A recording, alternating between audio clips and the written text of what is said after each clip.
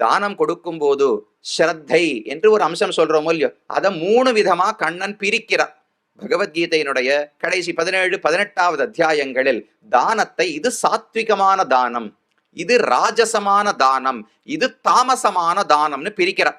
சத்துவகுணத்தால தானம் பண்ணா அது பார்க்கறதுக்கு வேற மாதிரி இருக்குமா, ரஜோகுணத்தால தானம் செய்தால் அது வேற மாதிரி இருக்குமா, தமோ குணத்தோடு தானம் செய்தால் வேறு மாதிரி இருக்குமா. இதுல உயர்ந்தது சத்துவகுணத்தோடு செய்யுதுதான்.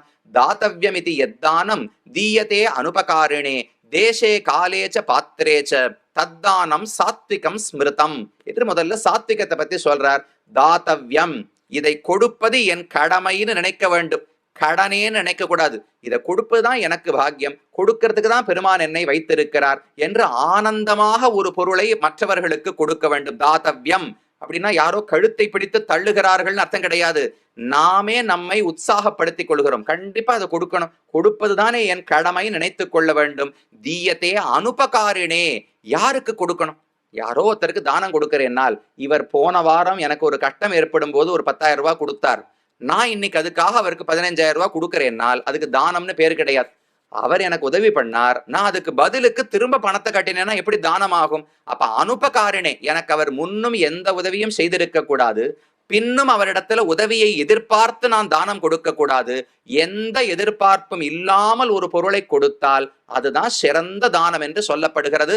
நல்ல தேசத்தில் நல்ல பாத்திரத்தை நாடி கொடுக்க வேண்டும். யாருக்கு உண்மையாக தேவை இருக்கிறதோ ஒண்ணு, அதுல 3 விதமா பீஷ்மாச்சாரியர் தெரிவிக்கிறார்.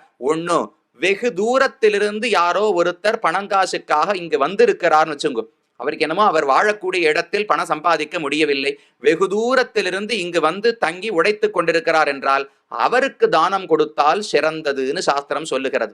அடுத்து பீஷ்மாச்சாரியர் சொன்னார், உனக்கு யாருன்னே தெரிய வேண்டாம், ஆனா படிச்சவர் நல்ல குணத்தோடு இருக்கிறார்னால் தானம் கொடுத்து விடுன்னு சொல்லித்து. 3வது பீஷ்மாச்சாரியர் சொன்னார், உனக்கு ரொம்ப நாளா ஒருத்தர் தெரிந்தவர் ஆனா கஷ்டப்பட்டு கொண்டிருக்கிறார் என்றால் அவருக்கும் கொடுக்கலாம் என்று இப்படி 3ஆக பிரித்து சொல்லுகிறது.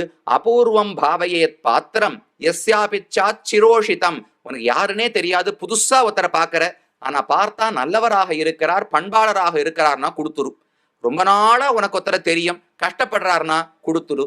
எங்கிருந்தோ ஊரை விட்டு இங்கு வந்து துன்பத்தில் உழைத்து கொண்டிருக்கிறார் என்றால் அவருக்கு கொடுத்து விடு. இதெல்லாம் சிறந்த தானங்கள். இப்படிப்பட்ட பாத்திரத்தை தேர்ந்தெடுத்து கொடுக்க வேண்டுமே தவிர யாரோ ஒருத்தர் எனக்கு பிடிக்கும் என்பதற்காக தேவையில்லாதவருக்கு தானம் கொடுத்து விடவே கூடாது. அது சமுத்திரத்தில் மழை பெய்தது போல் வீணாக போய்விடும் என்று பீஷ்மர் தெரிவிக்கிறார்.